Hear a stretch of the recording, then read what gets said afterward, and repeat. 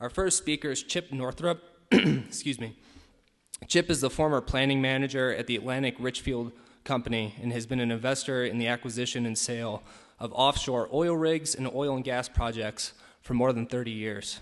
Chip was co-owner of Northrup Energy, which was sold to Arco Solar, which subsequently became BP Solar, which is the largest solar energy company in the world.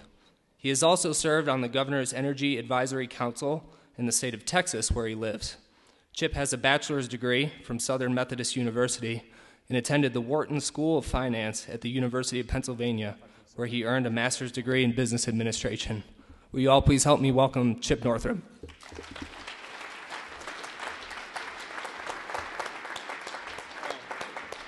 Is this on? This is on? Yeah. Okay, great. Let me say first that sort of the key thing missing, or that's important, is that we, my wife and I, go to New York in the summer. We're not all Texans that can get out of Texas in the summertime. In fact, most Texans that can't get out of Texas, period. But when we started going up to New York, I was on somebody put me on this local environmental advocacy board in one of the Finger Lakes in upstate New York. And because of my accent, they decided that I was going to be the head of the Natural Gas Committee. and so I got involved in it. And at the time, this is about 3 years ago, I was familiar with the Barnett Shale play in Texas and whatnot. And I didn't think it was such a bad idea. I mean, from my reference in Farmington and in Texas and whatnot. And then I got to looking at what would happen in New York and what this regulatory scheme was in New York and whatnot. And I realized that it really was not such a good idea. And so I got into it deeper in that regard. And I got an email yesterday when I started this about a year and a half ago, when I started speaking and whatnot, a year and a half ago. There were no towns had taken any action in New York State to do anything. No road use ordinances, no land use ordinances, nothing. And as of yesterday, 100 towns and counties in upstate New York have either passed bans or moratoriums or whatnot that address shale gas industrialization, mainly land use ordinances, but also a lot of road use ordinances. And sort of the moral of the story was, and these are people that had no experience. Nobody had any experience in the oil and gas business per se, which is why I became a speaker up there, because I knew that much more about it than anybody else. And now they're very active in it. There was 2 town bans that were challenged. One was challenged by Anschutz. That the trial court upheld the town ordinance against Anschutz. And then another town was challenged. It's a shale gas ordinance, and again the trial court upheld it. And if you read the court opinion, I think it's going to be upheld at the appellate level. Meaning, and all of these bans and all these moratoriums and these basically started almost in most times with maybe 2 people, never more than a handful of people, like this group here, which I appreciate you all inviting us to speak here. It always starts like that. It's always just a handful of people, and that's how these things get done. At least that's how they've been done in New York. And now, on with the show. I focus on this because this is something that everybody, most people in the industry know this, and they all deny it, and it's the one thing that doesn't get a whole lot of attention. And that is that gas wells have a tendency to leak, not from the inside, not from the tubing, but literally the casing itself, the bond between the casing and the surrounding rock. Cement does not adhere to shale at all. So what you have is, in many gas wells, and depending on the studies that Schlumberger did, it's like 40%. In Calgary, it was 15%. The Duke methane study was like 54%. What happens is over time, there's a gap develops between the cement, the exterior, the outermost casing, and the surrounding rock. And what that allows to happen is for gas, for methane, basically, to be released up the wellbore. And the reason why dwell on this is that in some places, based on the hydrology, if you have shallow water wells, like 100, 500 feet, in New York they're like 100, 200 feet, that methane is going to work its way up into the groundwater. And it's going to show up in those shallow wells. It's going to show up in springs. It's going to show up in trout streams. And methane, we know, is a sure enough way to kill trout. So if you want to get rid of some, drill a lot of gas wells. It's obviously, it renders water non-potable. We don't know what the toxicity level is in humans. But that's the big problem, in my opinion, with these gas wells environmentally, is that either from a shallow gas-producing layer, or say the target layer, which here would probably be the Mancos, gas is going to come out of those intermediate layers, and that wellbore, not the tubing, but the wellbore itself is going to be a vector for that methane to come up into groundwater, up to the level that vis-a-vis the temperature and the ambient pressure will keep it in solution. Next one, please, sir. This is the famous Duke methane study. What they did was they sampled water wells within a kilometer, which is, what's a kilometer? It's 3,300 feet approximately, from active gas wells, and they found that indeed that there were elevated levels of methane around gas wells. And this study was published in Scientific American. It was peer reviewed. Schlumberger and Archer, they sell systems, cement and all kinds of stuff to keep this from happening. So, the industry has known that gas wells leak, not in economic amounts. Not so much that it renders the well economic, because most of the gas that's leaking never got into the production stream to begin with. It's going up the outside of the tubing. So in the industry, wasn't like an economic problem. If you do this in an area with shallow groundwater, it becomes a problem. This basically what that shows is that the elevated level of methane the level of methane in solution is higher the closer you get to a gas well. This is a Schlumberger study of, I think, 2004. This is basically they did the Bradenhead gauge pressure checks on offshore wells, which mainly I invested in offshore oil rigs. What this showed was the Bradenhead gauge is something at the casing head that it's a crude way of determining whether or not the well is leaking. And what they showed was, indeed, over time, within a few years, most gas wells leak. Offshore, so it's like, so some tuna die. But obviously onshore, around I don't know, they're like organic farms or things like that, then it would become a problem. Next. This is from an Alberta study, and basically just shows that over time, ferrous metal has got this funny habit of rusting, and so basically all those well bores, that's what happens in Texas anyway, is that they're going to rust out. So over time, all of these well bores are going to be pathways for whatever's down there, methane, to get up into the groundwater. Go next. That's a terrible slide. I can't read that myself. Let's say the Mancos is at 4,000 feet, as a for instance. If the lowest aquifer is, say, 1,000 feet, 1,200 feet, then that's getting pretty close. And in a rare event, like what happened at that Encana well over in Garfield County, is that the frack itself could go out of zone, which is a euphemism, meaning it goes out of the coal bed or it goes out of the shale. It hits a naturally occurring frack and it goes right up into the aquifer. And then you directly introduce fracking fluid into the aquifer. Kind of rare, really. It happened in Pavilion, evidently. But more commonly, what will happen is that distance that the wellbore itself will communicate from the lowest, or from actually any gas-bearing formation, into the aquifer. So so you're dealing with a distance of, I don't know, say 3,000 feet from a separation. That's not much. That's like within a couple of years, methane would be getting into that aquifer. Go. And this is kind of why this has not been a problem in Texas. In the Yates Field or in the Permian Basin or whatnot. It's because the wells are so darn deep.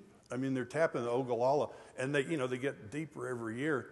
And so you actually have kind of some protection because you're literally mining water. You're not taking groundwater out. You're not taking surface water out. And the depth of those wells acts as some sort of protection for this phenomena of polluting groundwater. In simple English, because it isn't you're not drinking groundwater. You're drinking water that's been down there for 10,000 years, and there's a certain amount of protection. So, this is actually kind of a rare problem because there are not that many groundwater wells in Texas. Where there are groundwater wells in Texas, this phenomena occurs. This, by the way, that shows, go back, that shows on the right side, can you go backwards? It shows no, forget it, no, that's all right. It shows basically, on the right would be, say, a deep, where you're basically mining water. It's not groundwater. And so it in effect has, and on the left would be where you have a well next to a river, or like the north, what do they call it? And you're basically drinking river water. Surprise.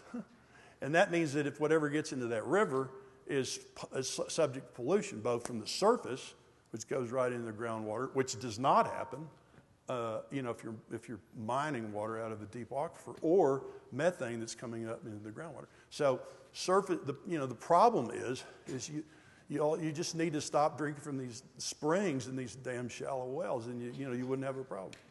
Okay, next. That end of my speech. Well, we talked about that. This happens. It's dramatic, and it gets, but actually where the frac goes out of zone directly communicates from aquifer. It doesn't happen too often, but it has happened. Next. This happens in the Marcellus. I don't have the Mancos, but the Mancos would be, that red line would be up at 4,000 feet. The aquifer would be down, and those squiggly lines that's the measured extent of the frac. If the frac hits a naturally occurring fault, then it's going to go right up into the aquifer. But if in fact it's a basement fault, then it goes to the surface, like the San Andreas. That gets into something else, which is earthquakes, which we don't have time to talk about here. Okay, go. And of course, that what they put in the fracking fluid, they have to disclose it in Wyoming and Texas and maybe one other place. But everywhere else, they don't even tell you what's in it. But it's, it used to be simple. It used to just be sand and diesel fluid. Those are the good old days. And now God knows, God, that pumpkin looks familiar. Okay. You know about the Halliburton loophole and all. Thanks to Cheney, who's on his fifth whatever. Here's what I think you ought to do. This is what they did. This is what they do in other states. New Mexico. They're starting to do it in New York. They even do it in Texas. The county, whoever has jurisdiction, the county needs to have setbacks for these gas wells. You need to protest these BLM sales.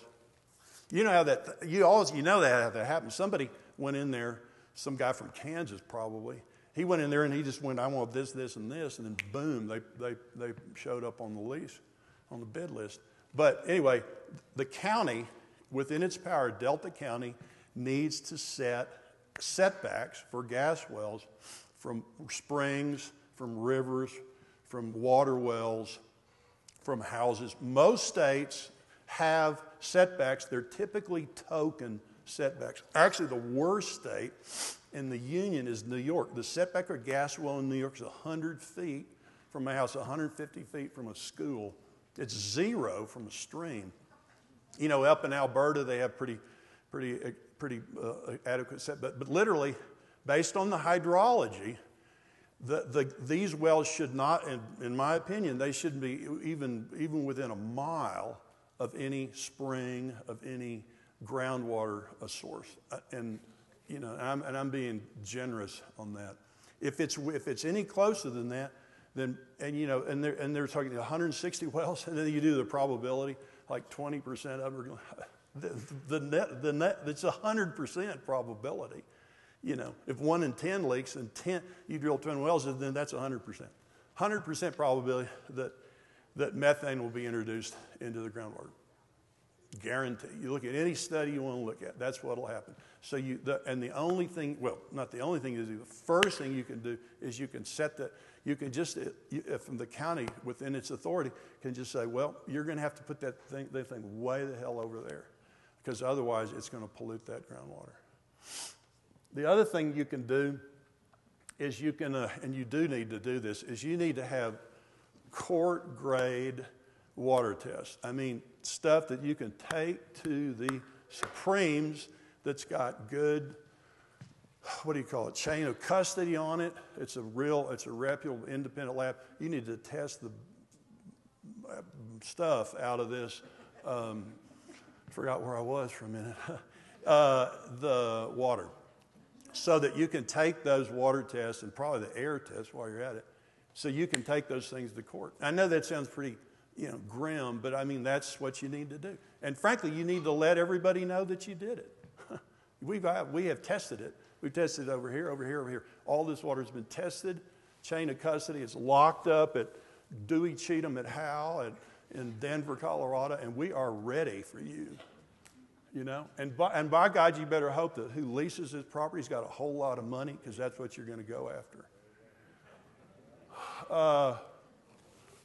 And then of course, then the other thing is if the wells are fracked with water, this uses a boatload of water. In Texas, it's a problem just the water that's consumed to use it. And the other problem is the way to get rid of the flow back, because when the frack comes back out, when the well is dewatered, it leaches whatever is out down in the shale, and there's stuff that you wouldn't want in your living room in the shale, unless you like radium, for a coffee table piece. And that stuff is tough to get rid of. In Texas, they just, stick it in an injection well, and it'll stay there for a generation or two. And I don't know, I'm not quite sure what the plan is here, but in New York, it's a severe problem because there are no injection wells. There's no disposal wells. So they have no place to get rid of this stuff, the fracking flowback, which of course has everything that we don't know that's in the fracking fluid, plus whatever got leached out of the shale, strontium, radium, arsenic, that kind of stuff. Go. And of course, then there's the trucks. The first thing that most people notice about this is it takes a whole lot of fracking trucks to frack a well, and about 1,000 trips, and mainly those are big trucks, tankers. And so if you do a 20 well run on a pad, so 20,000 trucks, and then round trip if you're unfortunate to live. So 40,000 drive-bys. It's a really good way to just tear the heck out of the roads. And so the county, and if the township can do it, the county has got to have a road use ordinance in place to hold the drillers, the contractors accountable for basically tearing up the roads. This is not uncommon in Texas. It's just now beginning to be, such ordinances are being passed in New York. You have to have them. They'll say that they'll make the roads look better, than they were and stuff. But I'm here to tell you, you do not want to be dependent on the kindness of Texans to repair your road. You heard it here first. The other thing about this is that this is a really great way to make ozone, because every aspect of drilling and fracking a well, preparing the roads, almost every accent is a precursor to making ozone. And so, if it's hot, if you're in a hot and dry climate, a semi-xeric climate, in the summer, and you have maybe an occasional air inversion, then it is a super way to create ozone, to create pollution. I'll defer to Theo on that, but the industry will deny it or something, but obviously there's no way that you can do this without creating boatloads of diesel exhaust and the VOCs from open pits and whatnot. the methane that's leaking, that's unflared from the wells itself. It's a great way. And, you know, if you don't have emphysema as common here in the valley, then just wait. Yeah. Oh, this is the other thing that I don't get. Well, I think I do get it, but it's not a good time to be leasing mineral rights. You know, you might want to put that in your letter to Obama. It's like, you know, unless this is oil, which I'm not quite sure that it is, unless they're going after oil or, say, a liquid, butane, propane, ethane, I'm not so sure why they're in a big rush to lease this property. That chart was done. This is a M&A group did this. The bar chart, that's 450 in MCF, you know, which is like ancient history, and that was like, came out like 6 months ago or something. It's at like 2 and change. And the vertical charts are all the different shale plays. The Mancos is on there at about 4, meaning with the all-in cost and the lifting costs, unless the gas is selling for, you know, more than north of $4, it's not economic to even do this. Not for dry gas, anyway. So it sort of begs the question as to why they're even leasing this at all now, if in fact it's mainly dry gas. That's EIA projections, which those are already out of date. What it would show is if in fact, you know, the break-even was 450, which the Mancos was, then it won't hit 450. It may not hit 450 again until the next decade. And the funny thing about this is that as long as they continue to drill for wet gas, for butane, propane, ethane, which they do, which they will, then the methane becomes a byproduct. So it's not like they're going to stop producing methane. They're going to have more methane than they know what to do with. And so that methane line is just flatline. You know, LPG exports or what, it'll flatline for quite a while. So this, you know, rush to lease, I don't know. Something fishy's going on. Go. Oh yeah, I shouldn't have said that. So I didn't say that. Go to the next.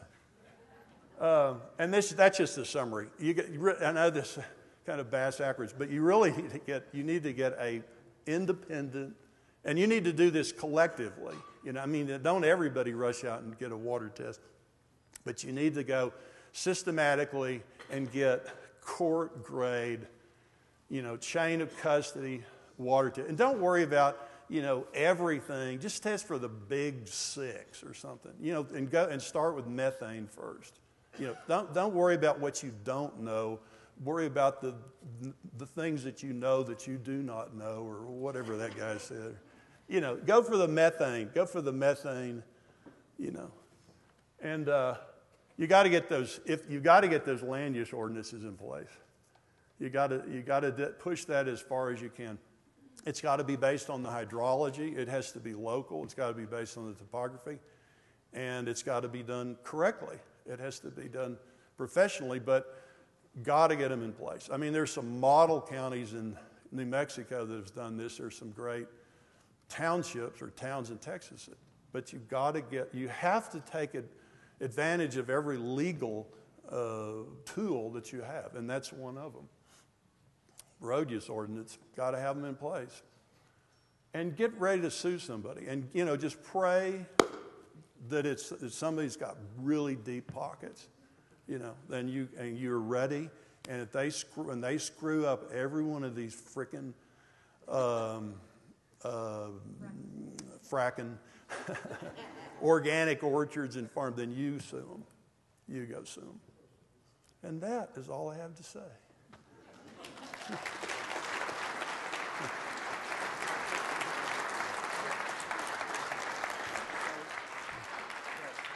Oh, yeah. Test. So we're going to have a few minutes after each speaker to take some questions. Just a few questions, but yes, sir. Just speak out loud, yeah. Okay. The North Fork Valley's got a unique problem. When you talked about Delta County, and obviously Delta County is very critical, but if you go up to the headwaters start at Florida Pass.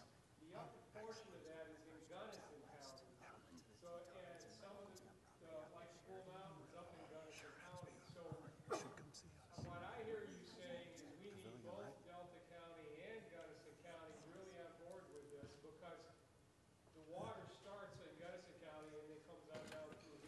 Did everybody hear the question? Can you hear it way back? So the question was, we don't have to just address Delta County, we have to bring Gunnison County in, which they actually have been very active in that way. But Yeah, the answer is sure. Yeah. Wherever the well is going to be is where the ordinance has to be. Yeah. okay, great. Yes, ma'am. Or sir. Yeah. As you know, well, Jeff, when the industry or the state finds methane in a well, it declares it biogenic and not sourced by the industry. What's your reaction? So the question was, let me just repeat it. So was it when methane's found in a well and they declare it biogenic, what do you do? Well, the sort of the standard denial is that it's biogenic, meaning it's biological in origin, which if you have any cows around here, I don't need to explain that any further. But the fact is there's a test on that to determine whether it's thermogenic and not biogenic. And if to do it properly, the methane, there will be methane in the water here, but it needs to be tested to be whether or not it is in fact thermogenic in origin as opposed to biogenic. And that's a very good question, because that is in fact what they'll say. They'll find elevated levels of methane and they'll say, well, do you have any cows around here? And that's why the quality of the testing now needs to be primo. Okay, another question? Kind of a question. You know how you wonder why they're drilling now.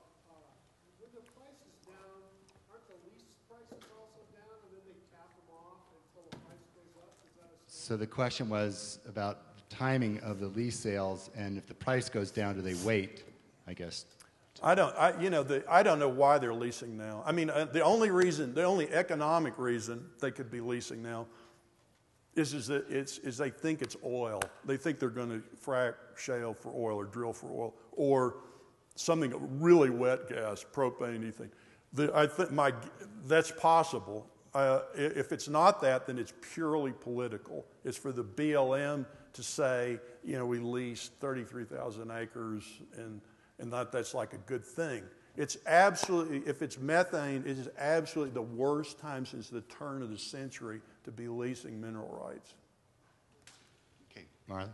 Yeah, what about what we're reading where they're exporting this, even though it's maybe a domestic price of $4.50 or less, but China and some other places are willing to pay more? Aren't most of these drilling, isn't most of the drilling today for export? So the question was about, isn't the gas being exported at a much higher price to China and other countries? Yeah, this intrigues me. Sure, it's worth $12.50 in Japan, but the Henry Hub in Louisiana, it's worth $2.05, and you're not going to sell it. This gas that comes out of here, you aren't going to sell it in Kyoto.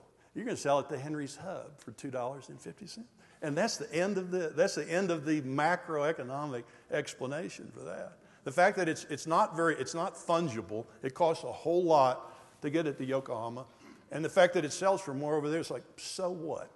So what? It's right now it sells for nothing. That's the key.